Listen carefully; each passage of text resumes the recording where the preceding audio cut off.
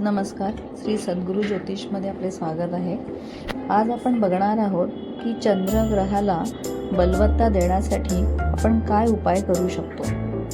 चंद्रग्रह म्हटलं की शांत शीतलता डोळ्यासमोर येते. चंद्र हा मनाचा कारक ग्रह आहे. सर्व सुखाचा कारक हा चंद्रग्रह मानला जातो. म्हणून वैदिक ज्योतिषशास्त्रात चंद्राला खूप महत्त्व दिले गेले आहे.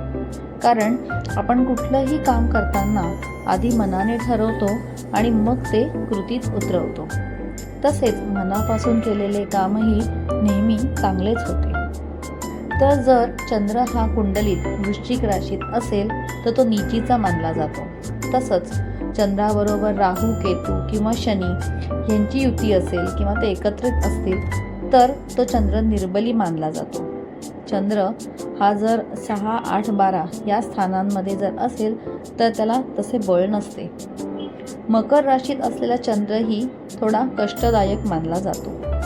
अशा या चंद्राला जर बळ नसेल तर व्यक्ती लवकर निराश होणे किंवा त्याचं मन अस्थिर असणे, त्याला बऱ्याच वेळेला निद्रा नाश असणे, अशा काही प्रकारचा त्रास त्याला असू शकतो. सतत एक प्रकारची भीती किंवा कुठल्या तरी गोष्टींबद्दल त्याला चिंता वाटत असते.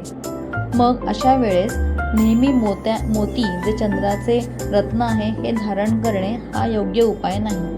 कारण रत्न नेहमी कुंडलीचा पूर्ण विचार करून धारण करणे हितकारक राहते. मग चंद्राला बलवत्ता मिळण्यासाठी काय करावं तर त्याचे सोपे उपाय असे आहेत. दररोज ओम नमः शिवाय हा जप 108 वेळा करावा. दर सोमवारी शिवलिंगावर मंदिरात जाऊन तांदूळ, काळे तीळ, दूध आणि जल अर्पण करावे आणि ओम नमः शिवायचा जप करावा. चातुर्मासात महादेवाला दररोज 11 बेलाची पाने व्हावीत आणि ओम नमः शिवायचा जप करावा. सोमवारपासून 21 दिवस महादेवाला जल अर्पण करावे आणि शिवलीलामृताचा 11वा अध्याय वाचावा. जर कुंडलीत चंद्र शनी एकत्र असतील तर शनी प्रदोषाचे व्रत किंवा उपवास करावा. महाशिवरात्री किंवा श्रावणी सोमवारी लघुरुद्र करावे. चंद्राचा जप ओम सोम सोमाय नमः हा रोज 1 माळ करावा. रोज रात्री चांदीच्या भांड्यात थोडं पाणी भरून ठेवावं आणि सकाळी उपाशी पोटी ते प्यायल्यास ही चंद्राचा चांगला प्रभाव आपल्यावर होतो. दर सोमवारी तांदूळ एक गरजू व्यक्तीला दान केल्यासही चंद्राची बलवत्ता वाढण्यास मदत होते.